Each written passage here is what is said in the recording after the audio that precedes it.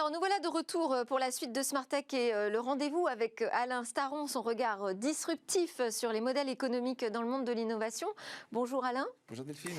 Je l'ai annoncé avant notre coupure pub. On va parler d'une pépite française sur un marché porteur, mais qui traverse vraiment une mauvaise passe. Alors, je veux parler de Sigfox.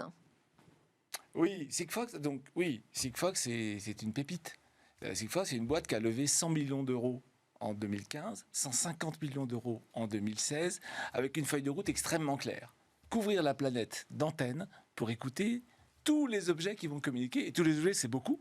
Ludovic Lemont, son président fondateur, disait 1 milliard en 2023. Aujourd'hui, Sigfox, c'est 72 pays ou régions couverts, c'est 16 millions d'objets connectés.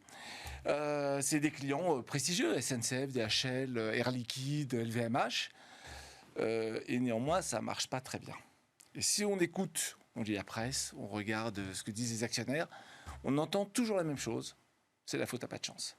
La vision était là, le développement était là, mais le marché de l'IoT n'a pas été présent.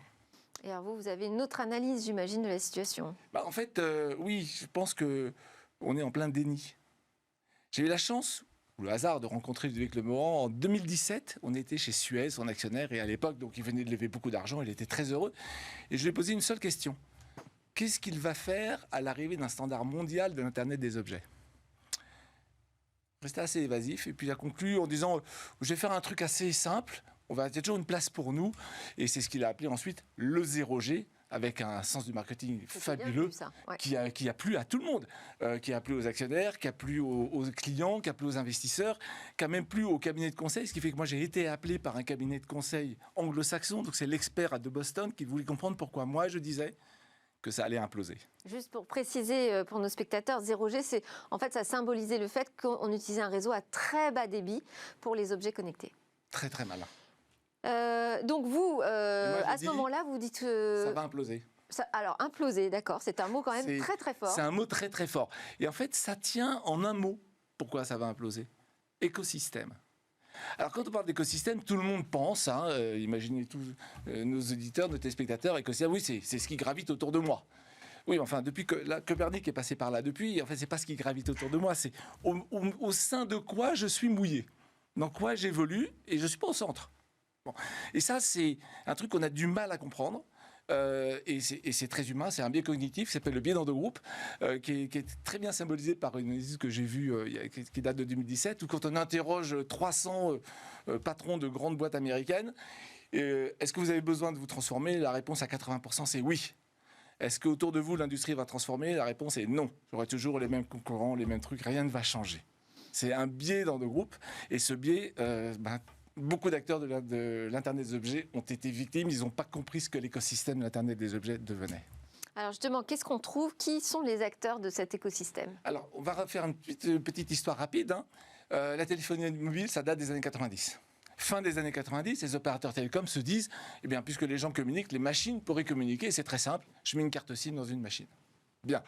Ça permet de transmettre beaucoup d'informations, puisque nous, on parle, c'est la voix, ça prend beaucoup d'informations, et ça consomme beaucoup de courant. Donc nous, on peut charger notre téléphone tous les soirs, mais si votre machine n'est pas branchée, elle ne va pas se recharger tous les soirs. Donc ça pose un vrai problème. Et comme toujours, quand vous avez un problème, une douleur, un pain point en anglais, vous avez des gens qui trouvent des solutions. Et les gens qui trouvent des solutions, ce sont ceux qui ont les douleurs, et par exemple, en particulier, ceux qui gèrent des grandes masses d'objets répartis sur des territoires et qui ne peuvent pas aller les rebrancher tout le temps. Exemple, les opérateurs de services à l'environnement. Je vais nommer Veolia et Suez.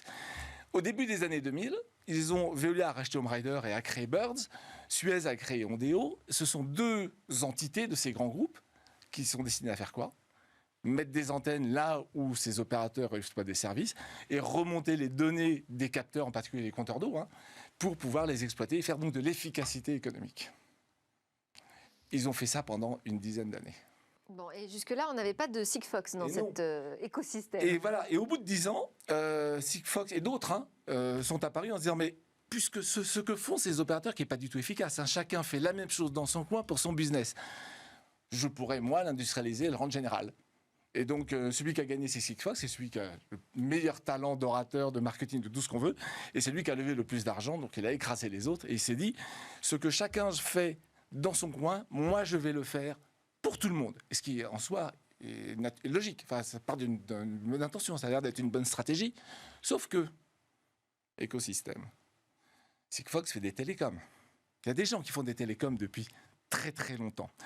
Est-ce qu'ils allaient laisser le train passer, sachant que dans le même temps, le revenu de la voix baisse, les revenus des data commençaient à baisser, et donc ils se sont dit, on va faire pareil. Et donc, ce qu'a fait Sigfox avec la même technologie que les deux premiers, a été refait par LoRa. Donc c'est une boîte grenobloise, Cycléo, ça date de 2009 également, ça a été racheté par Semtech en 2012, peu importe. Ils ont créé ce qu'on appelle la LoRa Alliance en 2015 et se sont dit, nous les opérateurs télécoms, on va pouvoir faire aussi un réseau qui va faire la même chose. Et donc, l'intérêt des opérateurs télécoms quand même, c'est que eux, pour installer le réseau, ils ont déjà tous les points hauts, là où ils mettent leurs antennes. Donc il suffit de rajouter une antenne LoRa. Là où Sigfox n'a pas de point haut, mais il y a beaucoup d'argent dans son compte en banque. Et là où les opérateurs historiques de l'environnement n'ont pas de point haut, pas d'argent, mais eux, ils ont business case. Bon. Et donc, ils sont là pour essayer de s'en sortir avec quand même...